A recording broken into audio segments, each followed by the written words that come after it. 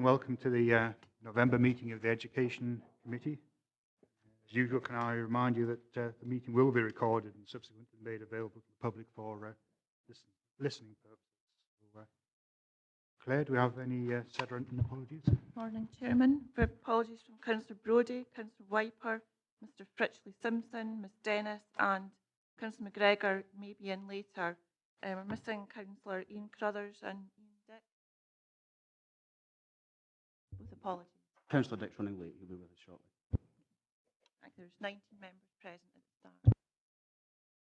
We can turn to item 3, the minute of the meeting of 10th of July 2014 for approval. Is everybody happy with the minute as it stands? Yeah. There's a couple of items where we agreed to do things in the future. One is 6.3, to invite Audit Scotland to a future meeting, and 6.5 for members to receive a practical demonstration on GLOW. Could we have an update on those? Certainly, thanks, Chair. We thought in terms of the practical demonstration on GLOW that perhaps it'll be quite a busy period for members between now and budget setting in early February. So we thought maybe the first opportunity after that we would take. Similarly, in terms of inviting Audit Scotland to speak to us, whilst I think that will be helpful given that the volume of business for us over this meeting and potentially in January, again we thought that might come after February. Yeah, that's fine. Okay, if we can move to item 4, performance report, school meal service 2013-14. This is basically just the usual annual update on the performance of the school meal service. We have Alan Mawson to answer questions on this. Alan, is there anything you want to add to the report? Thanks, Chair. Just apology at the beginning to say there was a couple of amendments needed necessary in the appendices at the beginning. I hope members picked up on the update on that. Obviously, I know the corrections were emailed out last week, but I didn't pick up on them straight away, so I spent a Saturday morning trying to work out what happened to the school rolls and a lot of these. So we have been provided with hard copies. Is everybody okay just to move into the question and have a look at these as we move along, or do you want to take 2 or 3 minutes just to look at the updated appendices?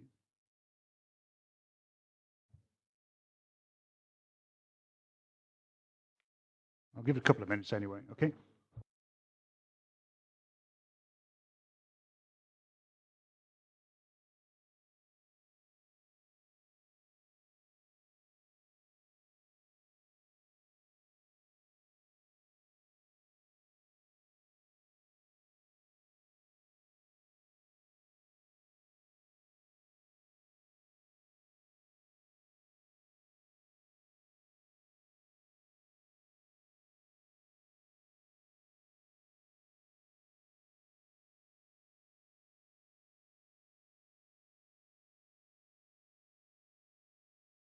Okay, can I move to questions?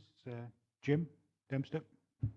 Thanks, Chair. It's just one, it's Appendix 2, page 15, where we've provided information about it's not page 2 at all, it's page 17, Appendix 3, customers using online payments. And I see in Sankar Academy there's no take-up at all.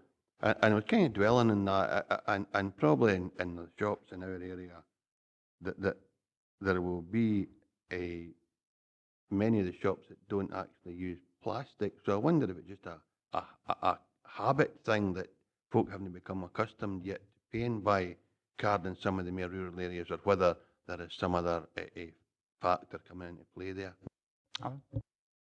Thank you, Chair. I think I do take them points on board, but I think it's worth mentioning we've had some technical issues up at Sankar. It's the only school that's had a bit of technical as far as the online payments has been concerned. They've been rectified. Not this would begin back end of last week, so we should see that rectifying itself over the next couple of weeks. Thank you. Ian. Thank you, Chairman. 2 points really. One with the proposed, the expected increase in school meal provision. has there been sufficient capital investment in the kitchens to cope with this increase? And secondly, it doesn't appear that we're looking at the normal increase that we'd expect at this time of year in the cost of school meals.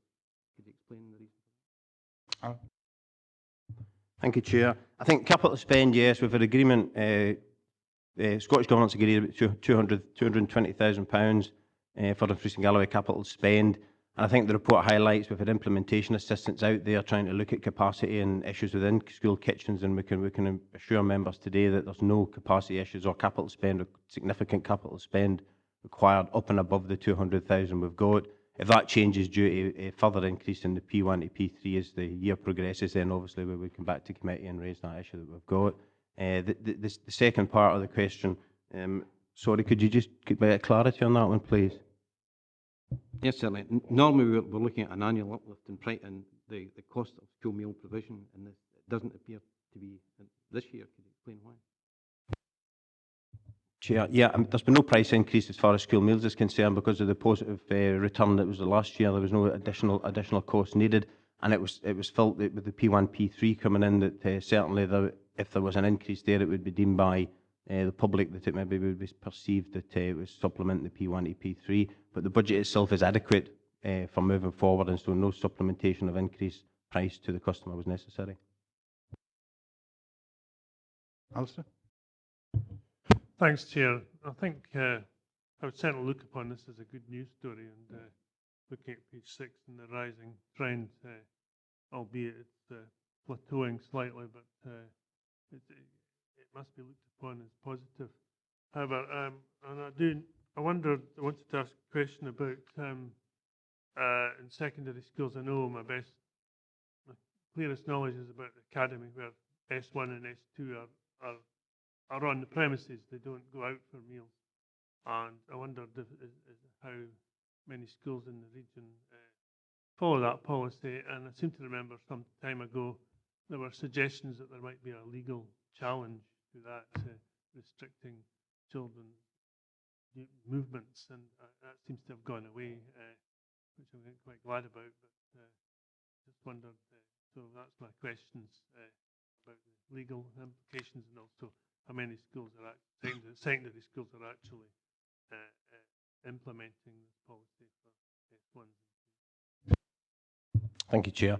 I think I haven't got the exact detail on that. Certainly could get it to elected members if necessary. Approximately, we've got about 4 that retain between S1 and S2 in within the region that we've got, and some then additions to that would be at the beginning of the new intake of S1s, due to the fact that they keep them in just to embed them in. The schools work with the parent councils that do this and work with the communities to ensure that it's actually an agreement with the community that they keep them in, and I don't think any of the schools enforce that on the pupils without consultation with them, and hence the reason why I don't think there's any legalities attached to that decision making. Yeah. Alistair, you want to come back? It would be interesting to get some information, the wider picture beyond the academy. Thank you. As usual, if you do get that information, can you send it out to all members? Jim McComb? Thanks, Chair. I assume the standard of school meals varies very little from school to school. Why, therefore, is there such a wide variation both in overall uptake for school meals and in uptake of free school meal entitlement?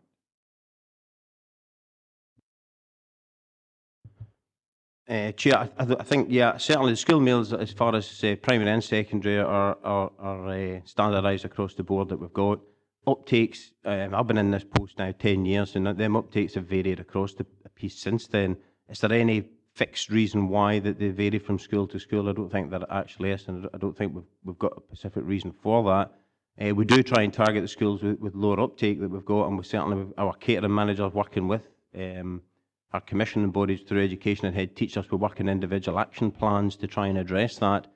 There is no specific reason why uptake varies across the board, but I think it's worthwhile mentioning to members and through yourself, Chair, that the uptake across the piece has increased across all the schools over the last certainly 5 or 6 years, and so there is a positive spin even for them that have a lower uptake from the top table A-class schools, as we would class. Ted? Thank you, Chair. Pages 8 and 9, 312 through to 318. I'd just like to commend the officers for the efforts they're making in trying to ensure that there is healthier eating in schools.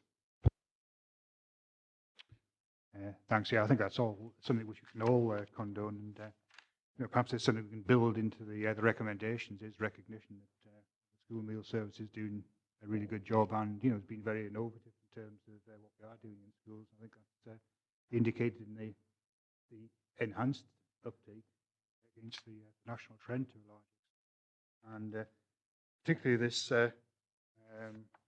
local provenance for a sustainable future. I think that's something which we obviously are leading the way in this. It needs to be developed further. Thanks, Chair. I'd just like to make a note on the provenance brand, and it's really, we're launching that now over the next couple of weeks associated with that. But I think it's worth noting for members that the school meals provenance brand is the first in Scotland actually to launch that, as far as the rest of the 32 authorities are concerned. And we've done it in time with, we've timed it so that it launches with the P1 to P3 initiative, so that it's seen as a marketing tool along with that. We're not going to sit on our laurels and hope that we get the uptake. We're pushing forward with that in a radio campaign. And that whole strategy links in with the Scotland Year of Food and Drink for 2015. So as I say, you'll probably be seeing that provenance brand a bit more as time ticks on. Thanks, Chair. Rob?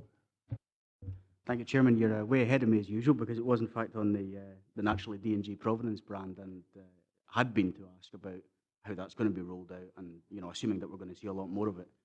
So simply a comment to say I think it's an excellent initiative. I'm delighted that we're the first to be doing it, and I like the sound of what you're talking about to promote it and publicise it. So hope we are going to see a lot of it as it goes forward, because I think it's a very good thing for us to be doing. Graham? Thank you, Chair. At page 17, the online payment rollout and uptake. I'm just looking here in the Eastern Rara Academy, which is the biggest school we've got. It's only had an uptake of number of customers using online payments is 5. How current are these figures in the right-hand column? Are they right up to date, or are they just the kind of first day? And what are we doing to increase these numbers? Thank you, Chair. They're relevant up to a month ago, Councillor, I think, where we are with that. And I think it's absolutely paramount that when we look at that, we look at the report, we look at the top of the table with Annan that's sitting there, and that launched in August 2013. We see the online payments as a strategy moving on, and as an ongoing strategy, and really the targeting strategy and the marketing strategy behind that will be the P7s into the S1s every year. We launched it on the S1s coming in because that strategy had shown to work at Annan, and I think moving on, we will be marketing all the years, so we'll see an increase, but the idea will be as the technology becomes more knowledgeable to the parent, then we'll see that increase going, and I think we should look at Annan as the example of what we would expect to see as growth within the first year. Jim? Thanks, Chair. It's on page 8, beyond the school gates, where we're told that 32 authorities do licensing, and 40 of them have placed restriction on traders' licences within the vicinity of schools. Is that a throwaway line there, or is there evidence that these 14 authorities can illustrate that their kids are healthier because of the action that's been taken?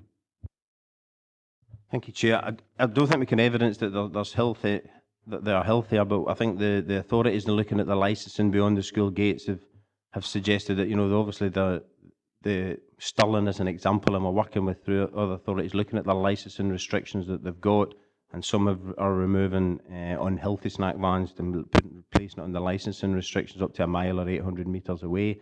There's no evidence to suggest it's healthier, but what there is evidence to suggest is the uptake goes up for school meals that does provide nutritional and healthy food. Jim? Just as a throwaway line, have we then given that information to the licensing authorities so that they might consider whether or no a same restriction might be imposed here? Thanks, Chair. I think, as we've indicated in the paper, we're looking at collating that information this year and coming back to members next year with proposals on how we would take that forward. I think we're looking for the best practice so that we can present the best facts to members so they can make that decision. Just on the basis of that, do you have an idea of when we can expect the report back to you? I think we'll probably be looking just pre-summer next year. That would be the plan. Ian Dick? Thanks, Chair. Just in reference to Stranraer Academy, I'm aware that the role is maybe not just as encouraging as it might be in terms of take-up. I'm also aware of the fact that there is a capacity issue in dining facilities there, and I'm grateful to the Director to have had a conversation with them. The Parent Council certainly expressed some interest in looking at some innovative ways of hopefully making capacity which would put the roles up. I've no more speakers, so can we move to recommendations? Members are asked to note 2.1, the performance of the school meal service, as detailed at 3.2 and 3.3. I think just in recognition of the fact that it is a continually improving service, could we build that into the recommendation? Everybody happy with that? Yep. 2.2, the school meal uptake for all primary and secondary schools, as detailed appendices 1 and 2. Yep. 2.3, the preparation of the introduction of primary 1, 2 and 3 free school meals in January 2014 at 3.7 and 3.9. Yep. 2.4, the programme of development for online payments in secondary schools at 3.10 and 11. Yep. And 2.5, the introduction of, I think I should read, newly published Scottish Government documents relating to food at 3.12 to 3.16. Yep. And 2.6, the ongoing work developing a school meals provenance brand at 3.17 to 3.18. Are you happy with that? Ian? Recommendation 2.3 should not be 2015, not 2014. Probably, yeah. Can we make that correction?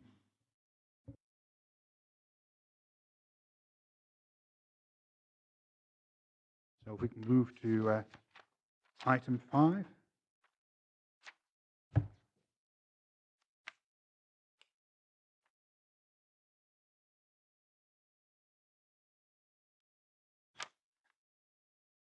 This is the Education Services Revenue Budget Monitoring Report 2014 to 15. And the Director informs me it's Kay Gordon who will be speaking to this. Kay, is there anything you want to add to the report?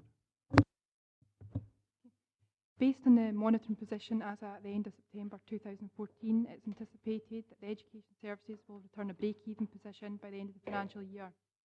Although there are pressures within the budget, there is confidence at this stage that these pressures can be reduced or corresponding efficiencies can be made to offset these.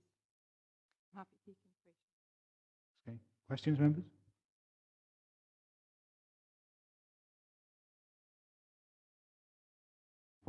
Okay, can we move to the recommendations in that case? Members are asked to note 2.1. Happy to note 2.1 without me reading it all out. Yep. 2.2. Yep. And 2.3. Okay, thank you.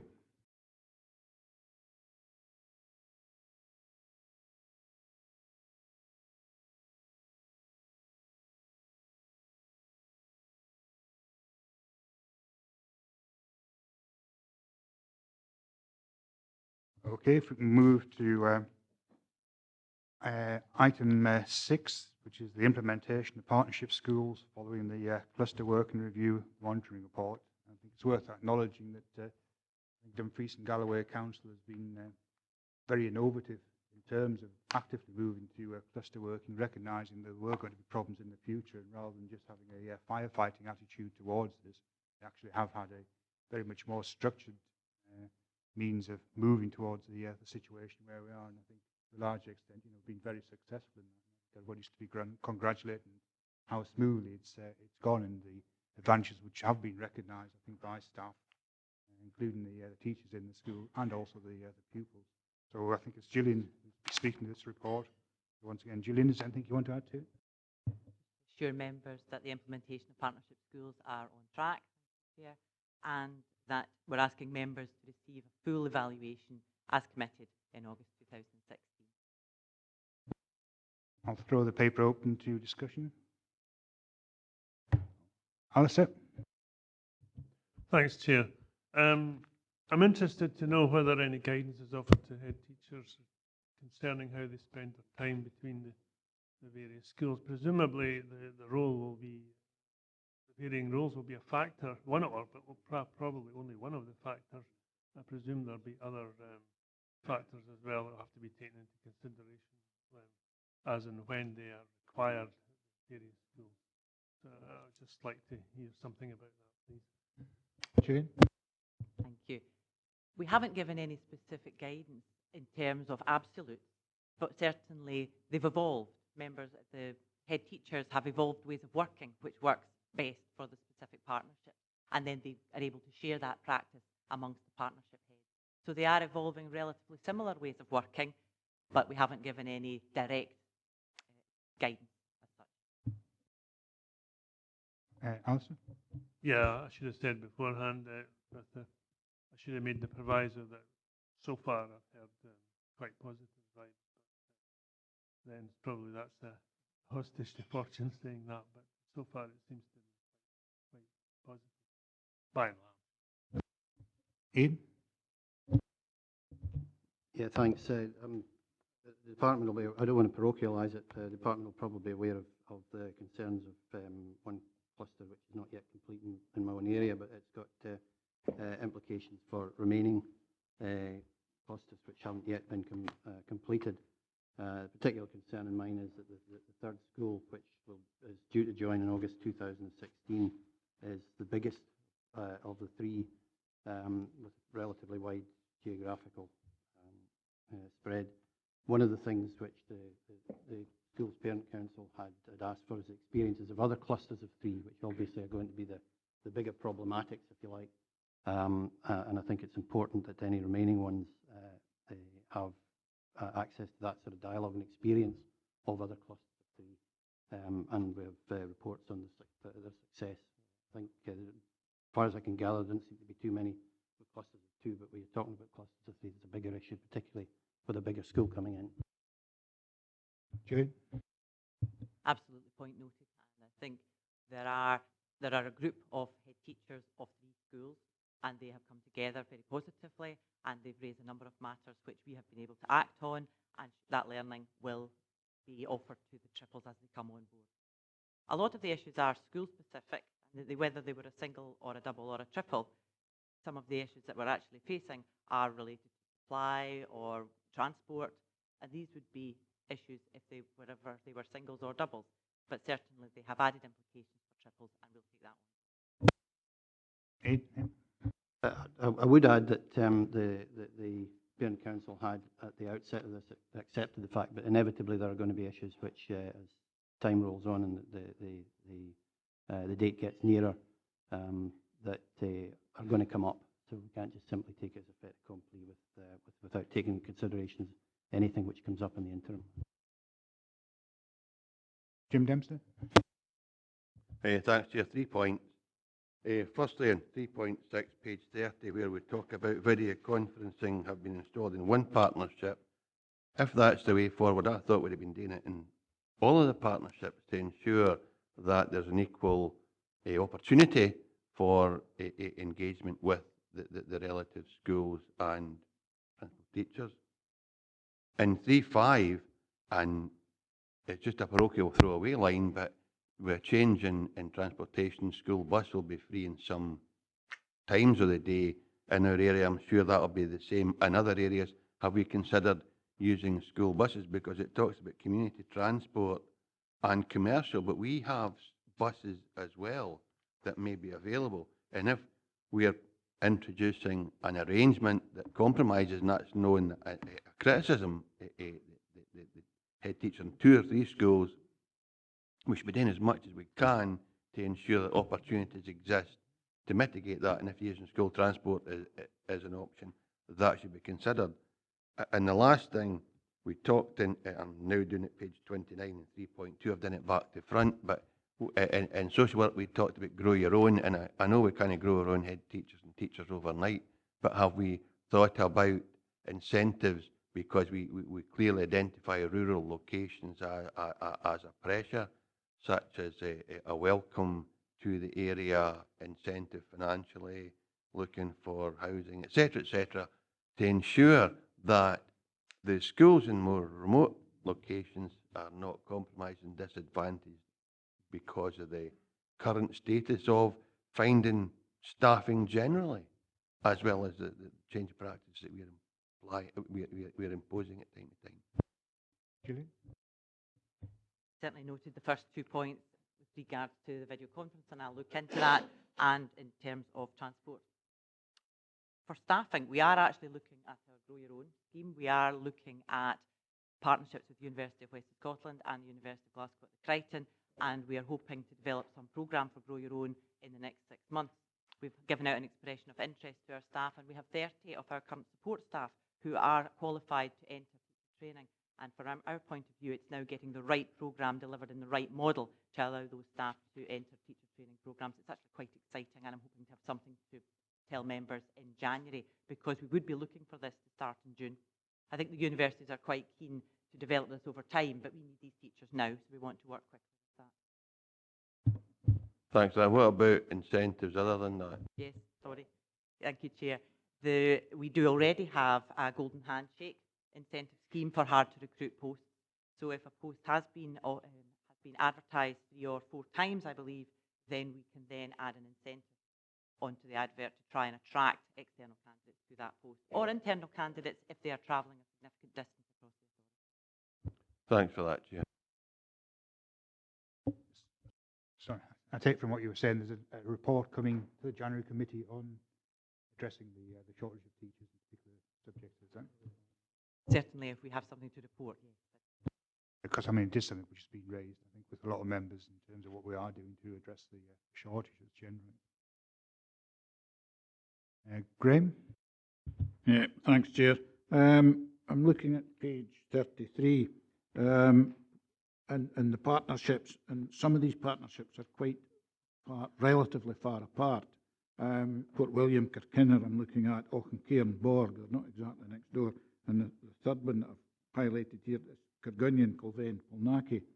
And I'm not going to go down the list, but have these partnerships thrown up any practical difficulties for the head teacher? I mean, I see they've all got head teachers in post. So have they thrown up any practical difficulties because of the distance that they are apart? Thank you. Small-scale practical difficulties, which we're managing on a case-by-case basis. For example, looking at opening and closing the building, extending classroom assistant hours, extending janitorial contracts, or changing the hours of janitorial contracts so that we can make sure that there is actually someone on site. So we're dealing with them on a case-by-case basis. None of them are insurmountable, but things do crop up that perhaps we hadn't anticipated. But in the main, the head teachers are managing superbly. I could maybe just add to that, Chair, if you don't mind. We've also tried to be quite practical about matters, and we don't normally see head teachers moving between the schools during the course of the day. Spend 3 days in one school or 2 in another, for example. And bearing in mind that we've already put in the telephony that allows a head teacher to take a call from a parent, for example, regardless of where they're based. If you think of some of the IT issues, we've been able to resolve what might have, on the face of it, appeared to be problems that might. Back, Chair. I appreciate all that, but you said there have been some minor practical difficulties which you have overcome. Practical difficulties, to overcome them, usually costs money. Has there been any pressure on the budget? Julie? The key request that we have had has been for an allocation of transport for transporting people, and that's something that we're looking at a formula to allow a dedicated transportation budget for pupils, because it is a commitment we made to parents, and it was one of the benefits of the cluster working review is that youngsters could come together to learn, but we needed to ensure that there was a dedicated budget for that. We'll have it in place for 6 months, and then we'll review the pressure on that budget. But it's important that we allow the schools to manage their curriculum with transport provided to an extent. Yeah. Thank you, Chair. I have similar concerns as to Councillor Nicole, but particularly on Monyai, Danska and Dankao. Have you had any particular feedback from community members and head teachers, partner head teachers? Julian? Thank you. Nothing specific from the community. We are in conversations with the head teacher I think it would be fair to say that all partnerships are at different stages, and that some partnerships are still working with 1, 2 or 3 school improvement plans, parents' nights, events and traditions. And I think it's important that we allow the school communities to come together in their own time, but also being aware of the head teacher's workload if they're doing things 3 times.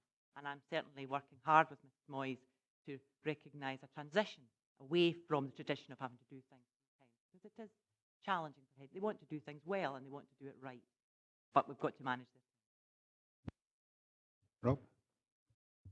Thanks, Chairman. It was with regard to recommendation 2.3. I think it's absolutely fair that we probably don't need 6-monthly monitoring reports now.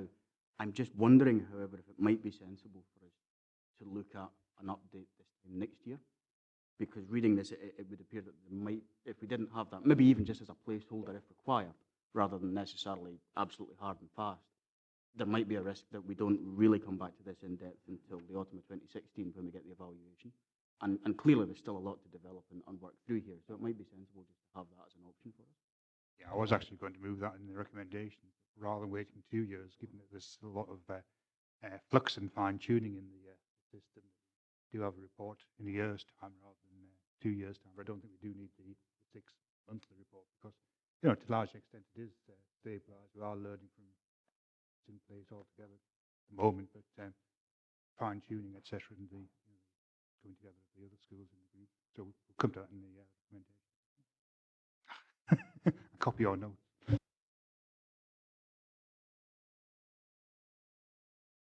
No more speakers indicating. So can we move to the recommendations? Okay, so members are asked to 2.1, no progress made in the implementation of partnership schools following the cluster working review set out in paragraphs 3.1 to 3.8. To note. Yeah. And 2.2, agree to receive an evaluation of the cluster working review in autumn 2015 rather than 2016. As set out in paragraphs 3.10. And agree that no further 6-month report is required. Okay, so we'll move to the annual one rather than the 6-monthly one.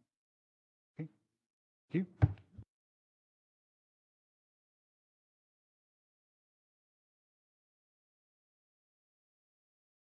So if we move to item 7, the school lets progress report and consideration of charging arrangements. This is something which has been ongoing for quite a while, and I think we are definitely making progress now, and I think we're hopefully in the final stretch. So it's quite a detailed report, and once again, Gillian's the author of the report. And I'll ask Gillian if you want to add anything to what's before members at the moment. Thank you. Yes, we are almost there, I feel. If I could draw members' attention to 316 through to 319, which I think is a useful summary. Members asked us to go and look in more detail on an overview of the fees and costs, as outlined in 316. And we recommend that we retain a harmonisation of fees and charges process, but with the opportunity to work with our community sports partners for affiliated sports organisations. So I think that's the best blend of both worlds. In 317, we have undertaken a strategic approach to staffing, key holding, security, storage, cleaning and health and safety. This is again one of the things that head teachers are concerned about in terms of their responsibilities for health and safety and storage. And we have tried to clarify that within the conditions for the let, which is given in the appendix. In 318, members wanted us to have a strategic approach to the development of a booking and approval system and a resource to manage that. We now have that already integrated to our CMIS system, and we have gone live on our council website this week. And in 319, we've detailed the joint working with community and customer services to develop the community sports hub model. And I'm asking if we can come back to members with a future report which details actions and progress on this. We've had some very good experiences over the last few weeks in working to share the joint challenges that we have, predominantly around opening and closing, energy use, key holding and security. And we're working through those with both the head teachers and our active schools coordinators. Happy to take any questions. Thanks, Chair. Just on 3.19, I have to say I'm pleased to see that the the joint working model is being progressed, particularly with leisure and sport. I think it's been subject of discussions through the last couple of budgets. However, the last sentence talks about the further report and details of actions on these models there. Would it not be more sensible to have that together with the integration that's already discussed in the report? I'm not entirely sure why a further report's coming when you're looking at an integrated service in the round. Can you just explain that? I know that the Active Schools team are keen to look at the different models that are in existence across the authority. Not all the clusters working in the same way. Clearly, we've got Maxwell High School, and it works in a specific way, and it's had 4 years of experience. We're also looking at the early stages in Langham, and we're also looking at Dalry. They will work in different ways. So I suppose it would be an opportunity for the team to show to members the work that has been done. If members don't feel that that's appropriate, I'm happy just to send information out. But I think it is useful for people to know the range and breadth of models that are developed to meet the needs of local communities. Ted? Thank you, Chair. Page 37, 311. I'd like to ask, what is the mechanism for annual review, and how is it going to be reported to members? Thank you. Currently, the charges are harmonised, and finance officers from customer and community services agree the uplift, and we then implement that across our school estate. It was seen that that was a different model for other uplifts, such as school meals, as was raised earlier. So I would just like clarity from members as to what they feel is appropriate if we do retain the harmonisation of fees and charges across the piece, whether or not a finance officer-led process is what members wish, or whether we have some annual review process with member involvement. I think it's important that we have it explicit as to where the costs are coming from. Rob? Thank you, Chairman. I will most certainly be behind the curve on this one, and possibly just being exceptionally stupid today. Maybe not unusual. I'm not sure what we're being asked for, and the decisions that you're asking us for, or the guidance you're asking us for from the committee. Could you go through it in words of one syllable for me, please? Problem. The costs, as you can see, are in the appendix. And last year, they were increased by 3%. That was not our decision.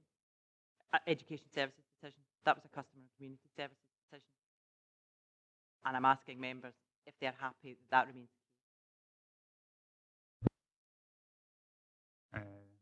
Dennis?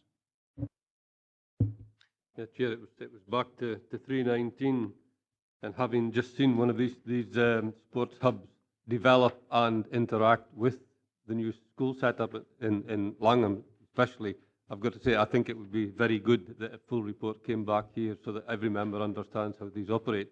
Because what I've seen really heartens me. It's brought the community, or is bringing the community and the education service and the school much closer together. And from what was a bad news story several weeks ago, has now become a very good news story, and everybody's happy at the way it's working.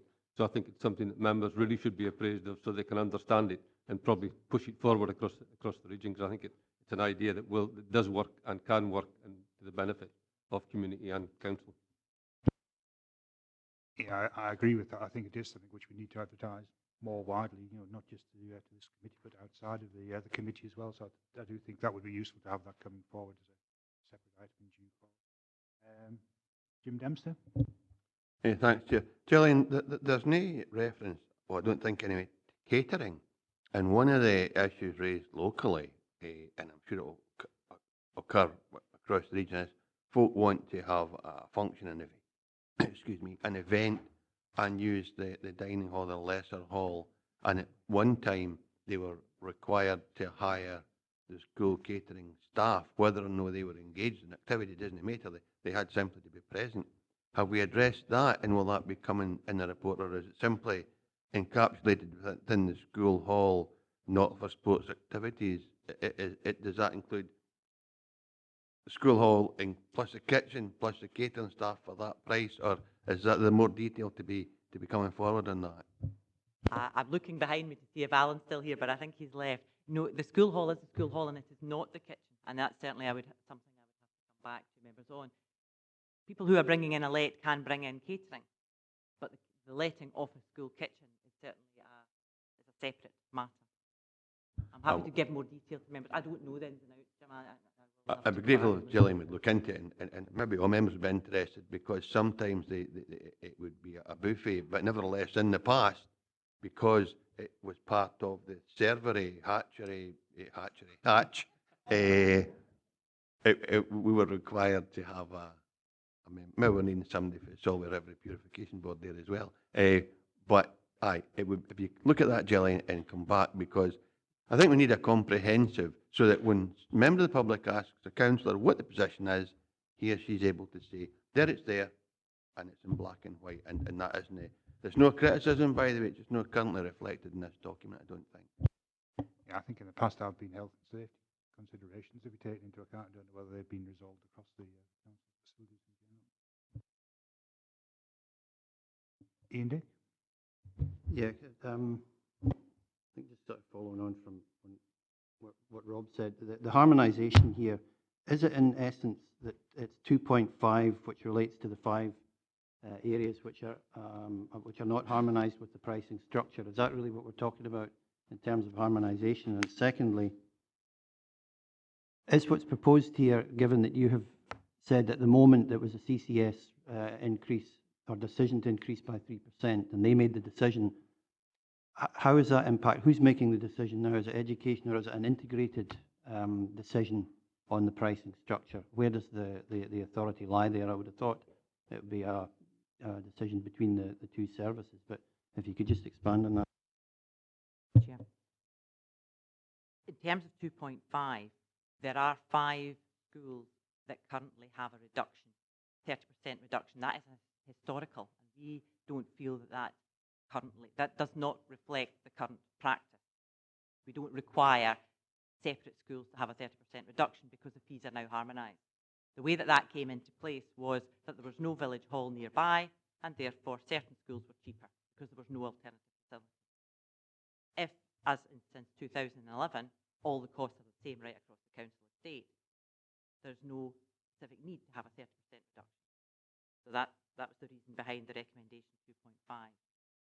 In terms of how we establish the fees, as yet, at current time, it's customer and community services that set the uplift.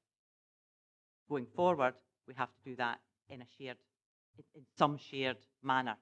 And I'm wondering if members are happy that officers make those decisions, or whether we require to come back to education.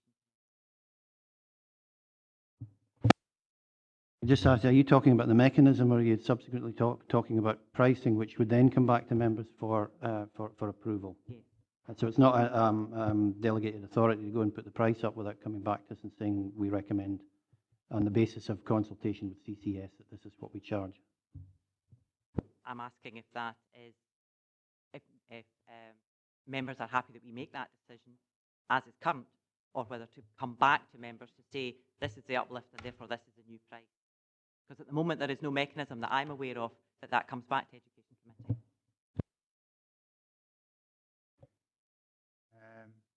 Jim McComb? Thanks, Chair. I'm just a wee bit concerned about 319. On the one hand, we are harmonising let fees. But on the other hand, we are putting communities who have an existing sports hub in a favoured position. There are a number of small communities which may not have enough community groups to form a hub, and they, under this structure, are going to be disadvantaged. If I may, I think that's absolutely the nub of what we've been wrestling with over the last year, is that members have been concerned that some costs are too high for community groups to use, but we are facing a £41,000 per year budget pressure on opening our school estate.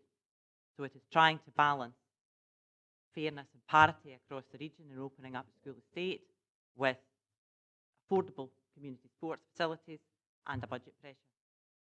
So we felt that if it was a single let, these let costs should be harmonised, but if the communities can work together so that each hub can wash its face financially, then that would be an acceptable, that would be a positive thing, as was described by Councillor Mayor.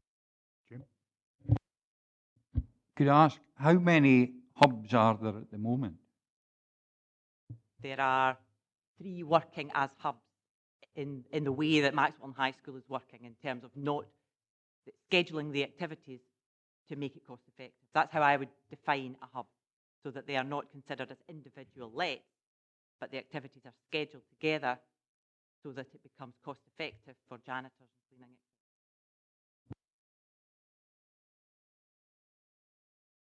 Ted? The point I was actually going to raise has been mainly addressed by Councillor Dick. And, you know, the point was, how was it reported back to committee? You know, and I actually think it should be reported back to the relevant committee, whichever one that is. So I think in that case, you know, in terms of their mechanism, it should be reported back to committee.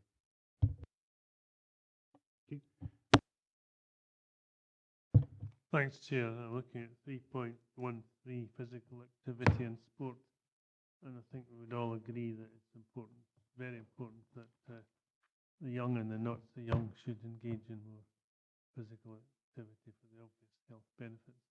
I suppose I'm seeking assurance in with regard to the final sentence in that paragraph about careful budgeting. Yes, we agree with that in these difficult times. But I would look to hope. I would hope that charges would not be such as to choke off any possible use of for physical activities.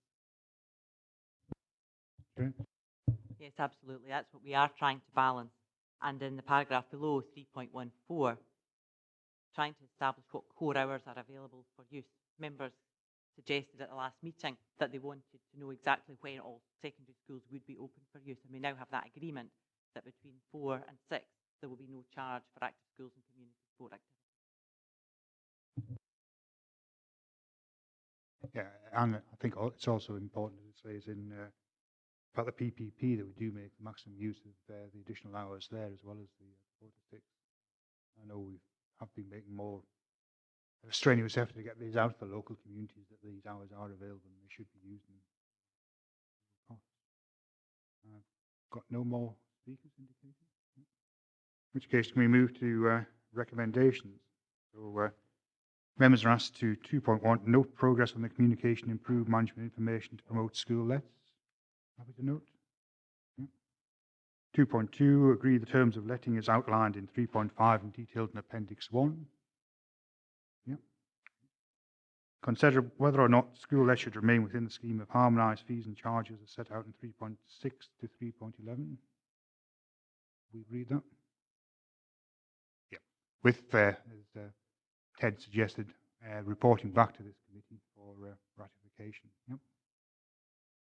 And subject to the decision of 2.3, which is with the reporting mass, members are asked to agree the mechanism for annual review set out in 3.11.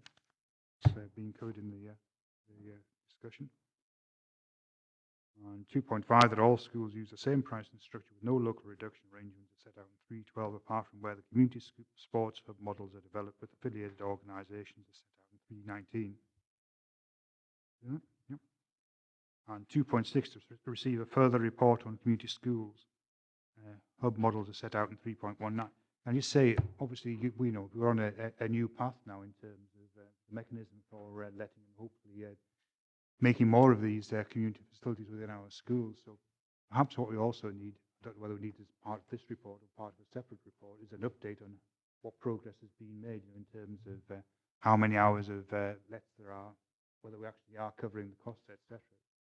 Whether that comes back as part of that community sports hub model, or whether it comes back as a separate report. I do think we need to have that coming back so we can actually keep an eye on progress.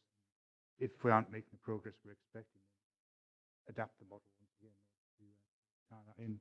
So you're quite happy to build that in, Jim? Chair, could we attach a timeline to that report?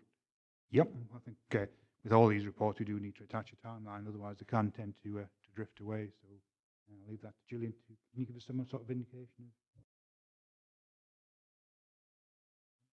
Yep. Yep. Okay, we'll go with that.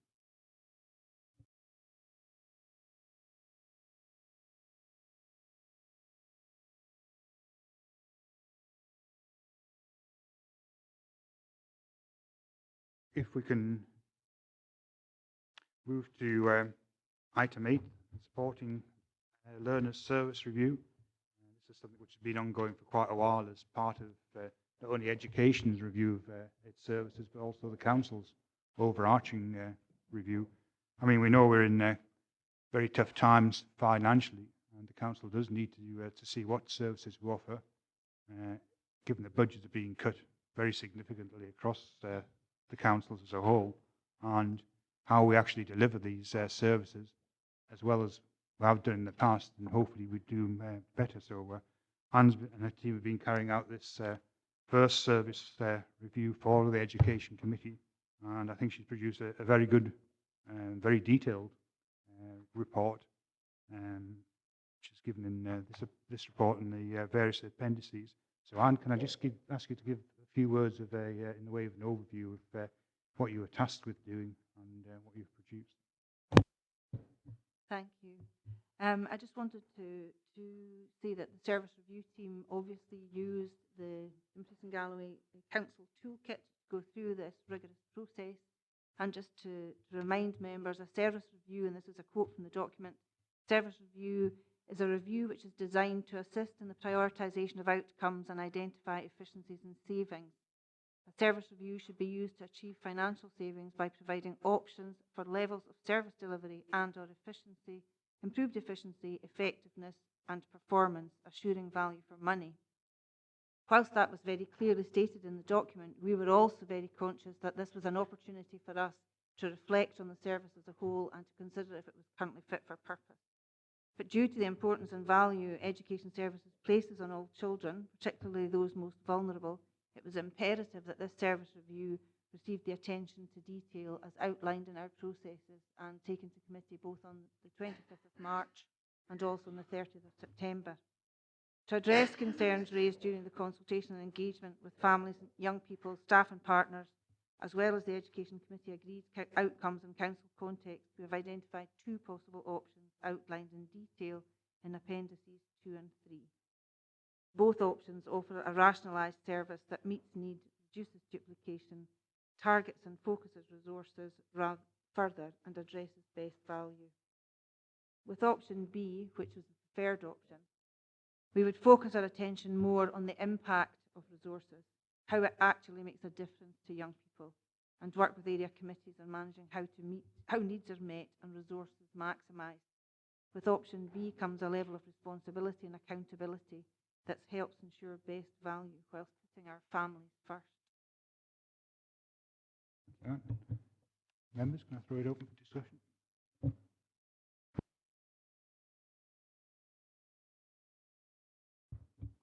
Thank you, Chairman. With option B, the onus must be on qualified support staff to improve the outcomes for the pupils. How can we ensure that existing staff have a clear career path and will be prepared to participate in the training? And secondly, are HR costs for voluntary severance or early retirement included in the predicted savings? Anne?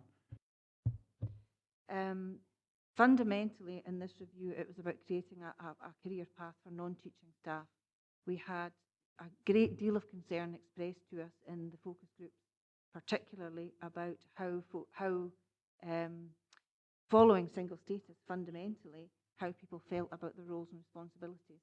And some members of staff are paid, they're all paid at different bands. And what this was about was pulling together that group of staff, creating a common job description that took elements of both into account, and identifying a senior level, and the responsibility for the senior level would be entirely about monitoring and organising and managing training for the learning assistants. So there's an opportunity now through option B for staff to become trained to a certain level, which we would identify, and so that each area team would have a minimum set of skills and experiences that would be utilised and that would be monitored and maintained by the senior learning assistant. That's the plan. And it would also allow folks to travel or to move through the different teams from early level through to a learning assistant and through to opportunities for all and possibly beyond to the sort of situation that Gillian was talking about, the grow your own situation, where a lot of our learning assistants already have degree qualifications and they could move through the different layers of service and then they go on to teacher training. So that's the first thing. In terms of the, sorry, Colin, do you want to mention? In terms of these costs are indicative costs. They're not, I don't know, Pam. I can come in on that, Anne, if it's just about if the question is, are the costs of ERVS built in? Whilst as members know, in terms of Audit Scotland requirements, any individual who's offered ERVS needs to meet the strict criteria and the criteria that's set out by the council policy. The reflective cost of ERVS is managed through a corporate budget and through the change fund.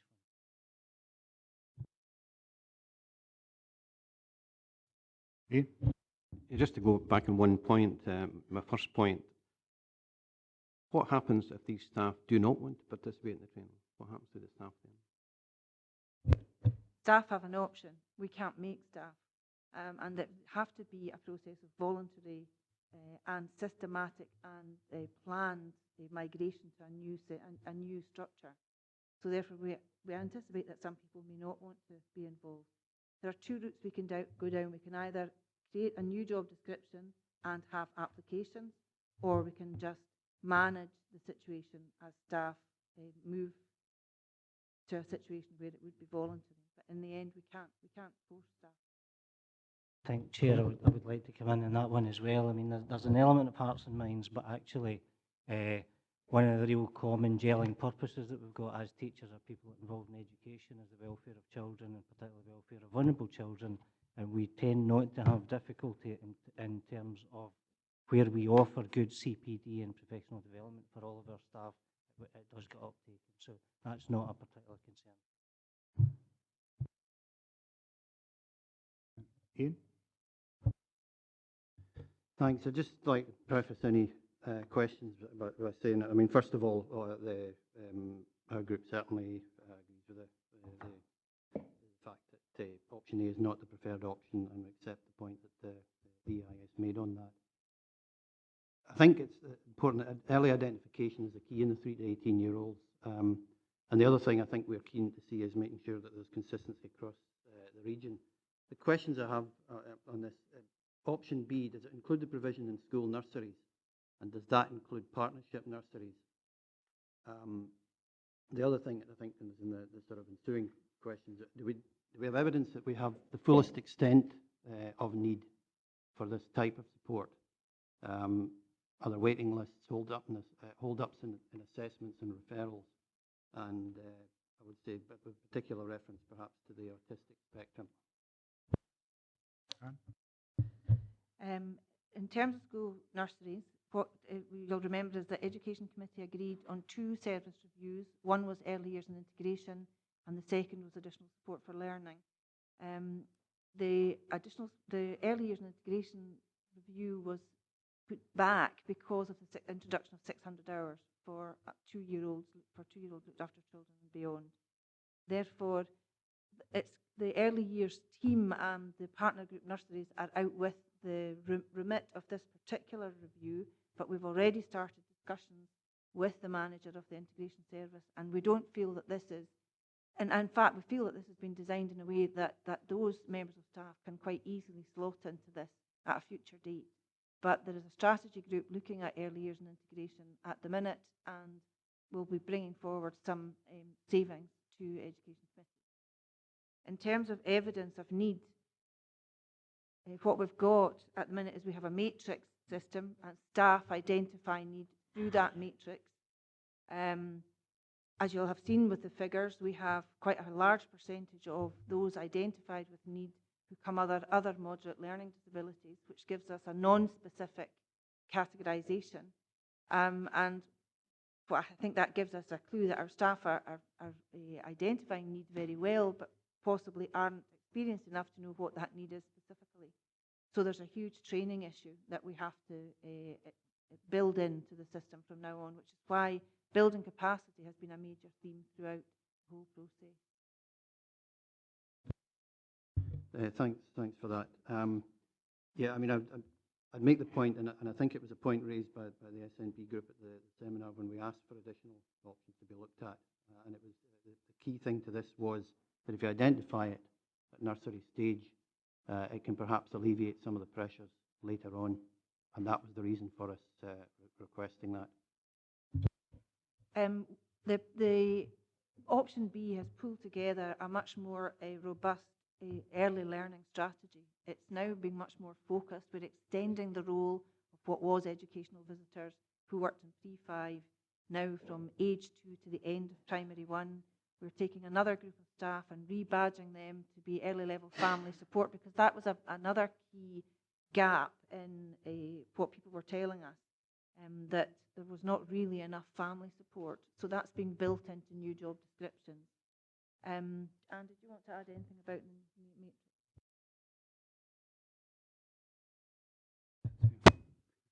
Yes, I would just reinforce what Anne said there about the emphasis option B places on focusing support on early years and early identification.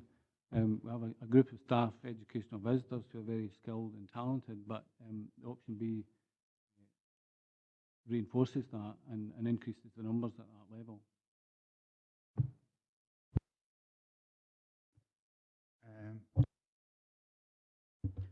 Thanks, Chairman. It's, I suppose, to an extent, a process question, maybe rather than what one of the substantives in the report, although I think everyone has agreed that probably option A is not a sensible way forward. Indeed, you'd maybe go as far to say, even if we were in a situation of increasing budgets, you'd want to look at some of the reorganisations in option B anyway, because it's quite clear that if you have 29 different activities and sub-organisations within this area of activity, they've clearly grown piecemeal and organically over some considerable period. Focus on early years, early intervention, I think absolutely crucial, for example. However, all that notwithstanding, the main decisions for this clearly are for budget. So the question is, at recommendation 2.4, agreeing to that today, what does that in practical terms give effect to, given that the principal decisions will be for the budget in January? Our understanding would be if you agree to support option B, what you're effectively supporting is a move to an area-based model, and we would begin to plan as such. Final decisions around the extent to which the savings were taken would come from February. Content with that as clarification, thank you.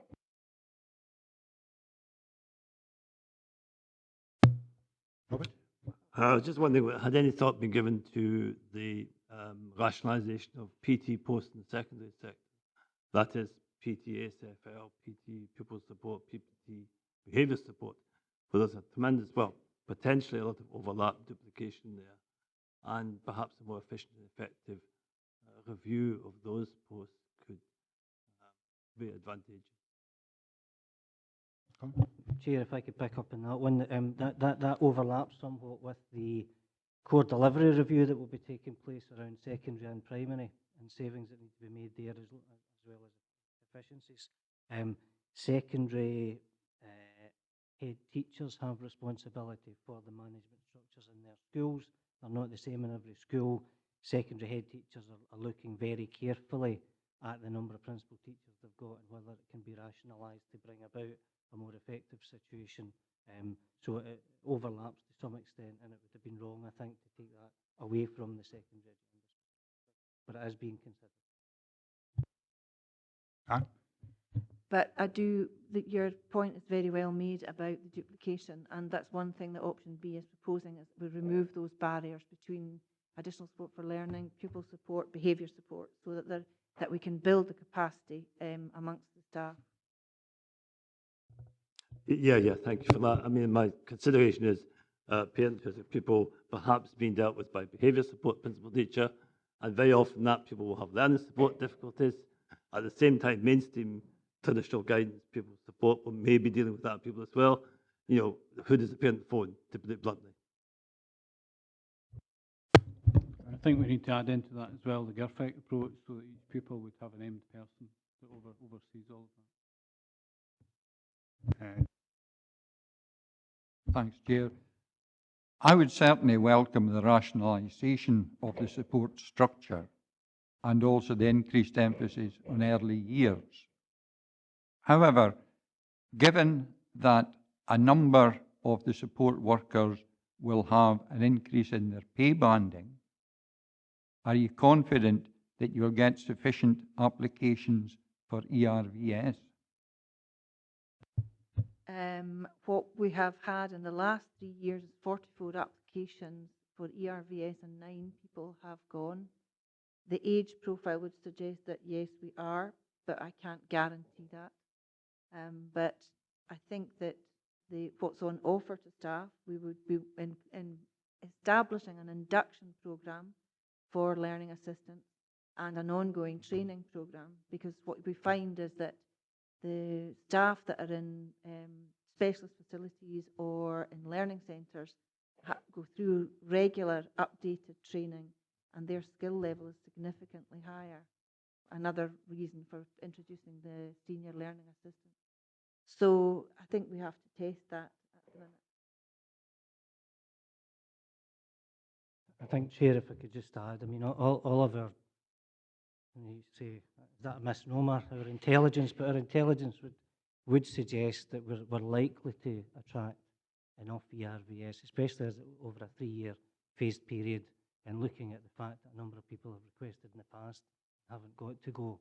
I think we'd be relatively confident there, particularly when taking into account the pressures that some of the staff in that area have felt, and some of that might even be reflected in the absence stats that you have in front of you. Robin? Chair, thank you. On previous meetings where we've discussed this topic, I've made a point about the duty of care for staff when they are dealing with the natural problems that arise when one is trying to save on budgets. And in the appendix which was handed out to us, Appendix 10 to Item 8, the summary at the bottom, I notice a very significant increase in absence rates. I presume in additional support for learning assistance this refers to, I assume. And that's an example of the thing I mentioned before. So I wonder which of the options is likely to mitigate and benefit that indicator, I think, of concern.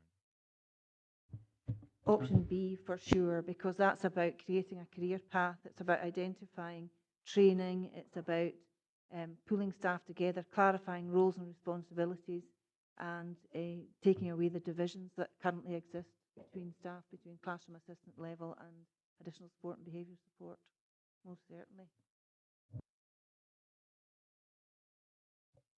I think, when we carry out these reviews, it's very easy to look at the negative aspect of actually carrying out the review in terms of, we have a status quo. Do we actually want to move away from that? And I think at the end of the day, what this is actually showing is we did have a status quo. By the review, we've actually examined what we're delivering in terms of the service to the end user, the young people, and also to the staff who are involved in that. And I think, the advantages of moving to option 2 are very well summarised in the Appendix 5, starting at page 84, with a whole host of benefits which are coming out of this, and a lot of codicils as well in terms of how we're actually going to monitor this, because at the end of the day, we are going to have a lot of performance monitoring. We aren't just going to bring this into effect and say, well, this is an improvement. What we need is feedback to show definitely that it is an improvement, not only for the youngsters, but also for their families as well. And I do think, and I think I'll raise this under the recommendations, is we need to begin the family engagement forum more or less straight away as soon as we adopt this option, in order to get buy-in, to prove to the people involved in this that this is actually a better service at the end of the day. Not only, as I say, for the youngsters, but also their families, and certainly for the non-teaching support staff. I think they felt very under-recognised, and we are actually recognising them as professionals by going down this route. So if we have no more speakers, can we move to the recommendation? So members are asked to note 2.1, the extensive process and level consultation of the supporting learners service review, background papers 2 and 3, and appendices 1 to 12, I think we do need to recognise a huge amount of work which has gone into bringing this to the current situation. So we're happy to note that. Yep. 2.2, the level of service redesign recommended within either options in appendices 2 and 3. Happy to note that. On 2.3, note savings related to each option for development by political groups as part of the 2015-16 budget setting process. Noted. On 2.4, agree to support the preferred option to develop an area-based model for supported learning. I think from, sorry, Ian? I'd maybe just ask if it would be appropriate maybe to add in something to that which refers to consistency across the region in the area-based model. I'm sure we can do that. Could I just say that that's another reason why we need to do this, because there is not consistency across the authorities. We have a bit of a postcode lottery, and what this is trying to do is to make sure that families get a consistent service and parity of esteem across the authority. I think that's exactly it, and I think it would be important to point that out because that's one of the bases for that. I think it says in the report that it also recognises the importance of the area committees in monitoring this as well. Yep.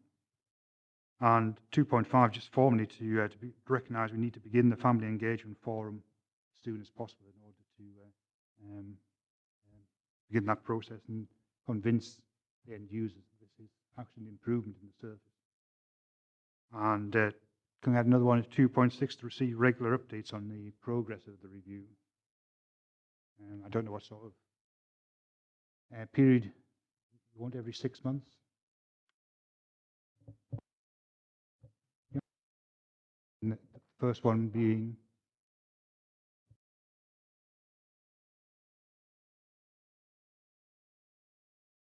director suggests we begin August. We do have a meeting in August, September.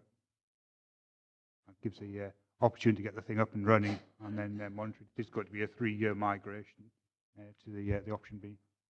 Happy to do that? Yep. Okay. Thank you.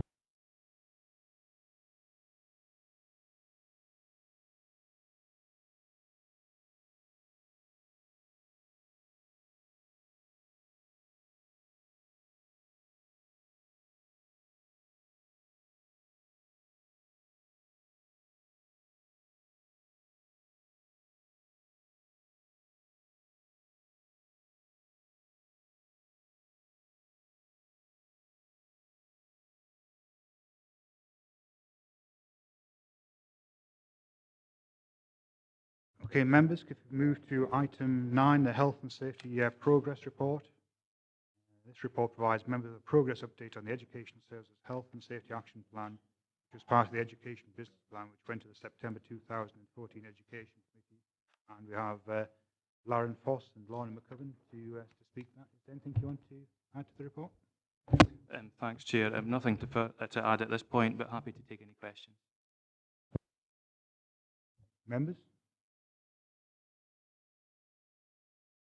Alistair? Please indulge my ignorance. What is the RIDOR? It's not in the glossary.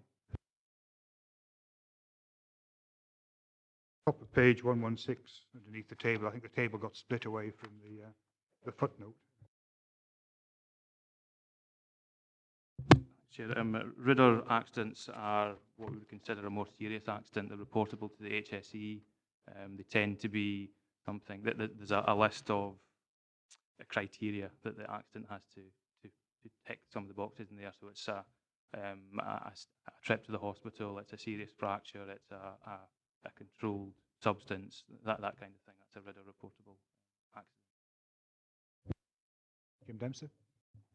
Thanks, Chair. My comments simply on page 118, and I wouldn't necessarily even need a response, talking about contract procurement, health and safety issues, where instructions be given to head teachers on procurement procedures for purchasing, for example, sports equipment. Are we still in a position where we try, where possible, to procure all equipment from companies operating within Dumfries and Galloway for items, school items, irrespective of what it might be? And I'm thinking, obviously, in a parochial matter, we have a school furniture business operating in Sanquhar, and I'd be really annoyed if we were buying school furniture from out with the region without offering them the opportunity to bid for it. So it's not in the report, and I just hang that hook on the report because I think it's important to support local businesses as a council priority. Are we sure when we are issuing this instruction that we are saying to teachers, where possible, you offer companies within the region the opportunity to bid for it, not necessarily to get equipment or to get the contracts, but they must get the opportunity to bid for them. In terms of the procurement procedures, we have to follow council policy on those, so there's government's arrangements to adhere to for all schools. Generally, however, because the type of equipment they're looking at is so specialised, they do tend to go out for quotes and returns on that, and that would be at the head teacher's discretion. But I agree completely with supporting the local economy, and if there are opportunities to do something, whether it's directly with Forest Enterprise or somewhere like that, there's been quite a few cases where play equipment has been through that type of agreement with local providers. That's good, as long as that's put as a reminder to teachers and schools that that's a requirement.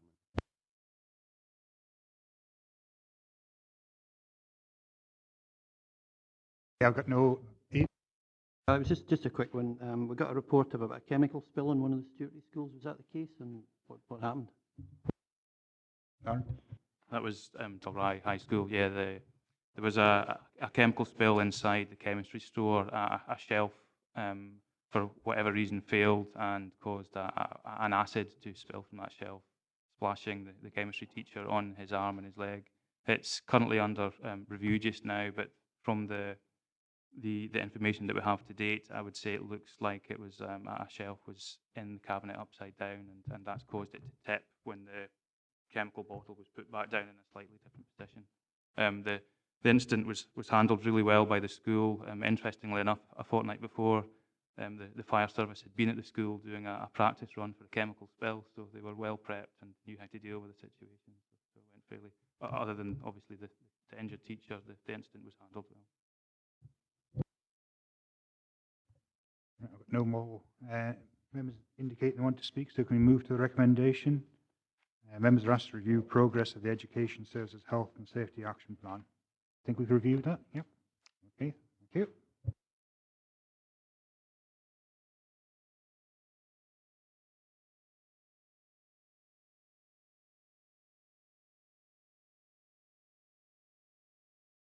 Okay, members, if we can move to item 10, the Property, Buildings, Schools, Asset Class, Education Services Capital Programme Monitoring 2014-15.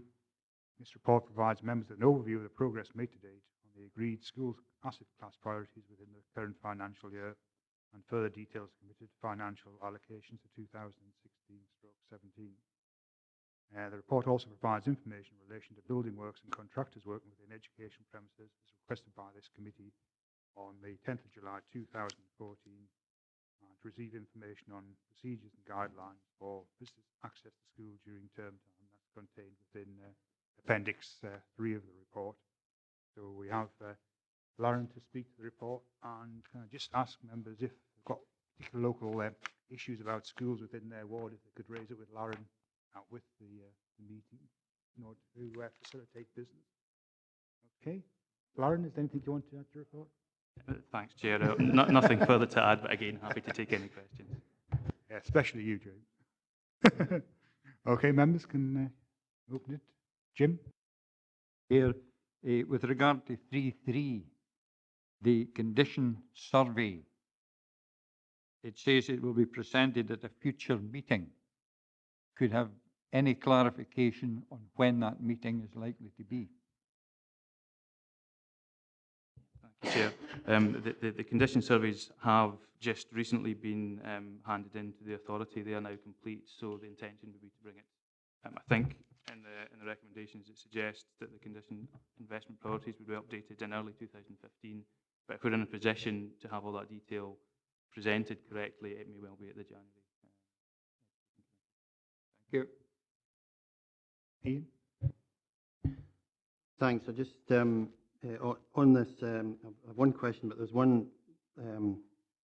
area I think which has got budgetary implications, has had for some time, and in fact I think we took advantage a couple of years ago with a programme of photovoltaics, many of which went on some of our schools because they're particularly attractive. for these kind of energy saving measures.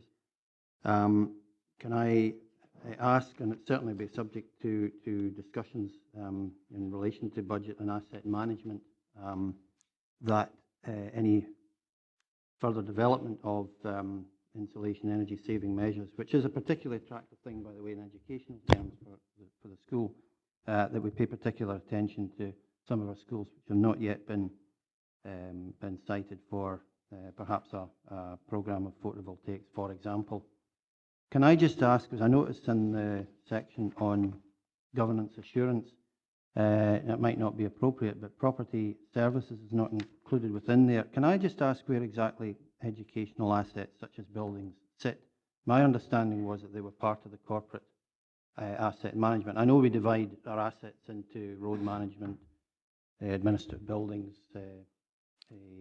education, and so on. But my understanding, and correct me if I'm wrong, is that all our assets, all council assets, are council assets, with the obvious exception of PPP buildings. But can you just clarify that, and I'm just curious as to why property service is not included within the governance assurance? Okay. Chair, just to say that under the School Estates Management Group, property and architectural services are represented on that group. They are a key part of the user and consultation. Very much agree with the points that you simulated there. It is a council asset, and we do work closely with PES as the property experts within the council in terms of the decision making forward about any investment in works in the school estate.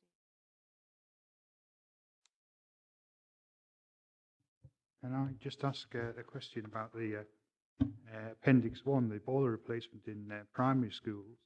Are we moving towards biofuel boilers? Using the ordinary boilers, if you like. Okay. With respect to sustainability, and it goes back to Councillor Dick's point about the PVs, we're working closely with PES and our sustainability colleagues in looking at sustainable technology in all aspects of PV, solar and biomass aspect to see how much we can do a programme of work over the next 5 to 10 years to work and focus in that direction. So yes, biomass is certainly a key item for us. Just continue on that. I noticed through Appendix 1 there, there's nothing in terms of energy carbon reduction measures, which seems to be cited for 15, 16, 16, 17. I think from discussions we've had there, it's probably important that that the education services, when looking at these, really need to get round the table with our carbon reduction staff, DG Design and Property Services. I think there's, in order to get this programme moving a lot faster, because I'm keen to see that in budgetary terms, I think there are still potentially massive savings to be made in this department. And to me, schools is an ideal place, because, as I said before, it fits in very much with the education of children and the interest they have in these sort of measures.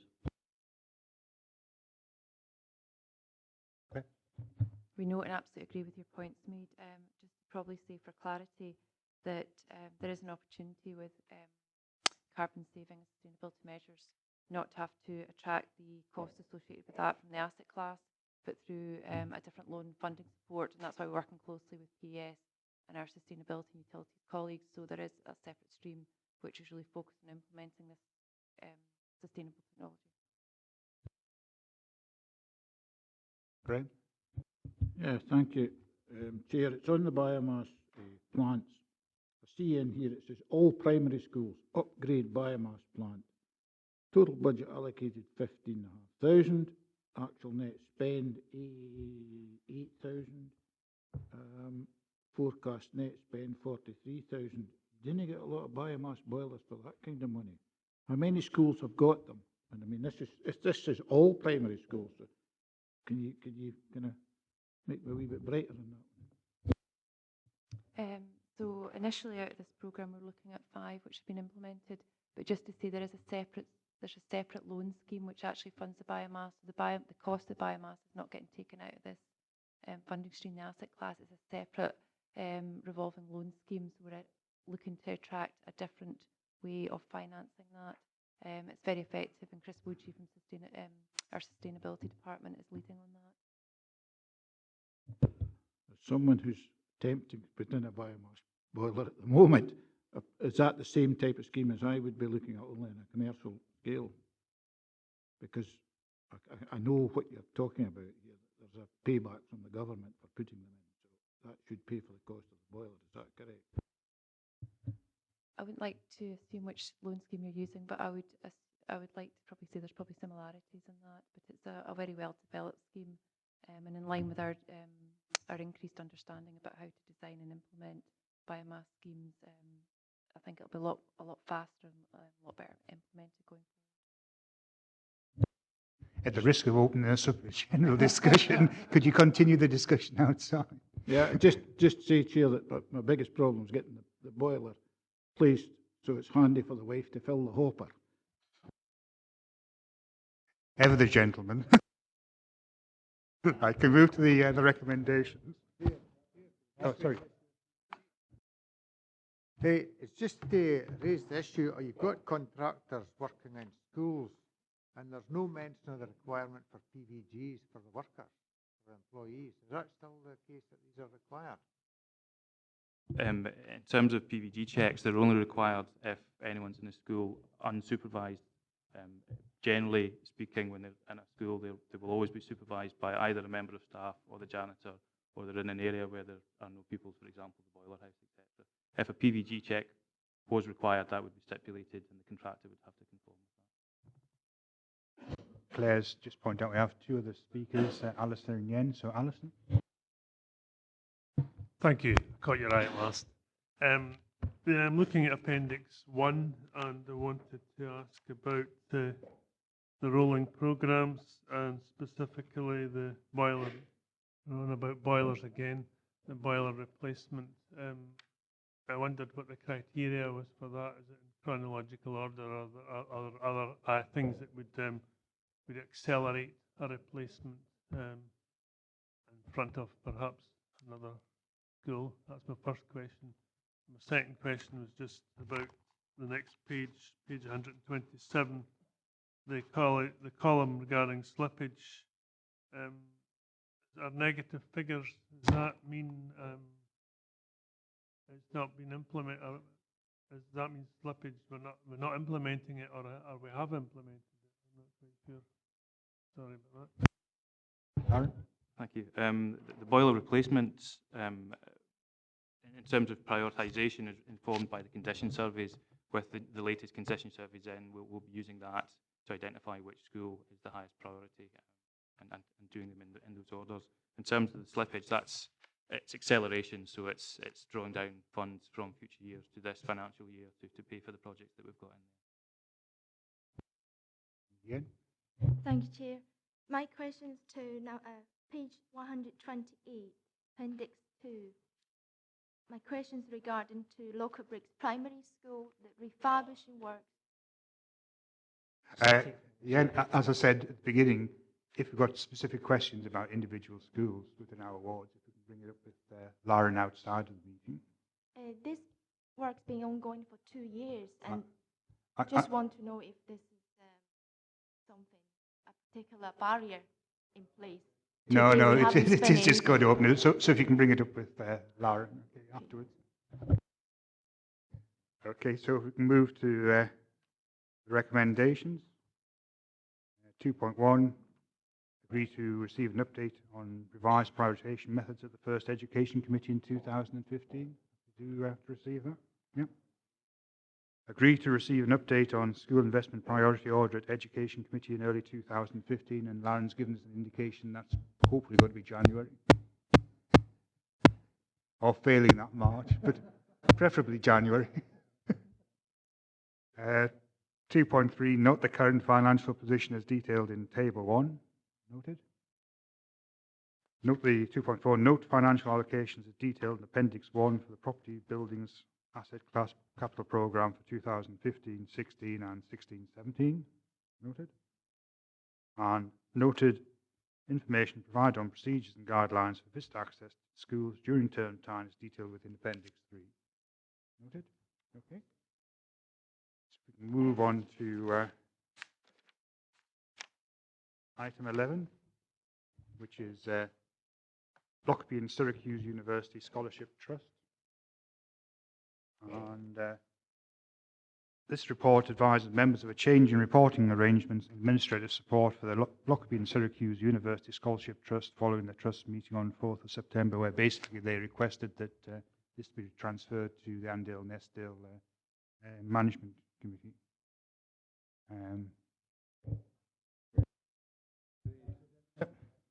Since I couldn't raise a parochial issue in the last item in the agenda, there is a serious matter, though. I've asked for a while for John Wallace Trust to be reconstituted to reflect the work that it does. And that's exactly what we're doing for the Syracuse Trust. It's 4 ward members, delivering a trust. John Wallace Trust, very same thing. I would ask that somewhere within the Education Department we have a look at this again, and if necessary bring a report back in future on how we might reconfigure the reporting of the John Wallace Trust, because it's just inappropriate the way it's managed at the moment. I'm happy to support the recommendation in the paper. The director's given indication that there will be a further report coming in due course. So if we can move to the recommendations. I'm happy to note the recommendations. Yeah. Okay, I've got no further business, so thanks for your attendance.